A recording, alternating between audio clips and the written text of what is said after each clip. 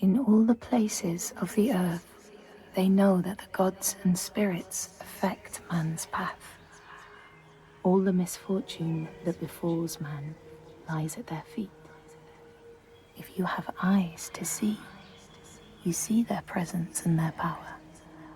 Keep your eyes open, traveler, and you might see their faces. Here, they once said that Loki lies imprisoned in a cave, trapped by his enemies, who set a serpent above to drip venom on his face. His wife, Sigyn, sits beside to catch the venom in a bowl, but when she must leave to empty it, the poison falls unabated. His pain is so great that he thrashes and writhes. And here above, we see the earth shake and break apart.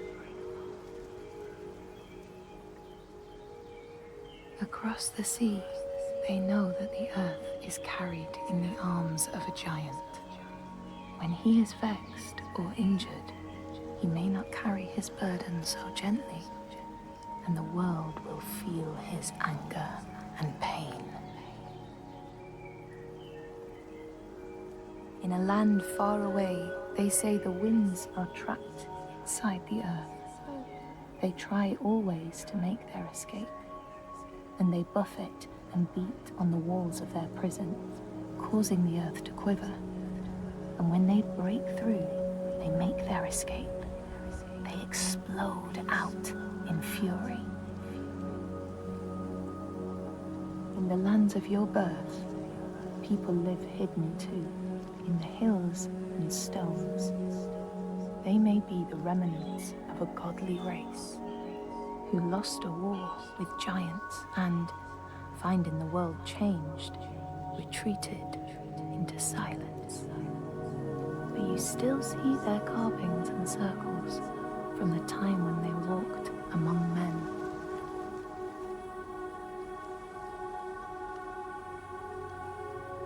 Here, they know that if times are harsh, you may ask of the hidden folk to share their bounty.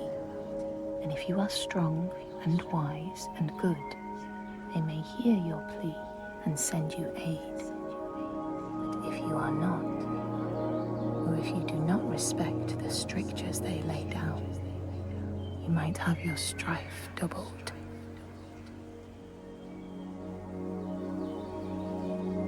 In the lands of your birth, and in these lands too, they know that people can be taken by the secret fair ones. If you are not careful and do not keep to the pathways, you may find yourself among them. In a land to the east, they know that when a traveler finds themselves lost, it is the fault of the Vadadash, who wait at the crossroads to trick souls passing by. The only remedy is to let your horse lead you home, because beasts have no souls. But if you have no horse, your soul is lost forever.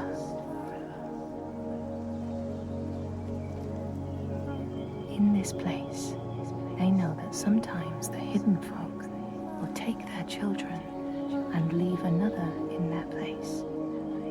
These children may look the same as their own, but will be dazed and far away, or ill-tempered.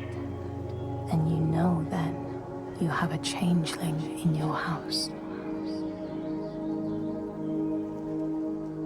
In this land, when people cannot raise their children, they will leave them in a sacred place for the hidden folk to take and care for. Sometimes these children come back, but it is said that they are changed, with a wildness in their eyes, and their parents do not want them. These people know that children who have died uncared for can return as small ghosts clad in fluttering rags. When there are storms, they may cry as they did when they were human, and will look for their mothers until they find them, and never leave them again. In this land, you may catch sight of the Landdisir, the spirits who embody the sacred places, the rivers and rocks. Do you see the Lady of the Mountain, the Fiat Kunan, who bathes in the waterfall and lets the drops fall on her shoulders? In the heart of the Northlands, they know the storms are born of the Oshkuredi, the hunt of Odin. The huntsmen ride horses with eyes of fire. Their weapons clash like thunder, and it is best to hide inside, lest your spirit be called to join them. In your lands, traveler, they know that the Kailif, the hag of winter, is the one who hurls sleet and snow upon the land. She lives in a sea rock and rules the waves of the roiling winter ocean with her blackthorn staff. She strikes the ground to destroy the shoots of growing green, so the winter will lie long and low on the land. These people know that the sea god, Ran, sets out nets to trap sailors and drag them to her world. She sends the waves, her daughters, to wreck boats so she will have more men to take.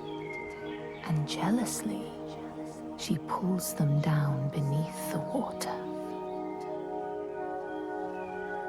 People here speak of warriors who can transform themselves into bears when they are enraged. Their skin becomes hide so thick, no sword or spear can break it. When King Hrolfr fought Skald, many people saw a great bear fighting beside him, who killed more men with its paw than any 5 soldiers. Men here will tell of how Jarl Hakon worshipped the giant Thorgerða and sought her aid in the middle of battle when the tide was turning against him. Fleeing to an island, he pleaded with her for aid. She demanded a sacrifice. She rejected all of his offerings until he, at last, killed his own son in sacrifice.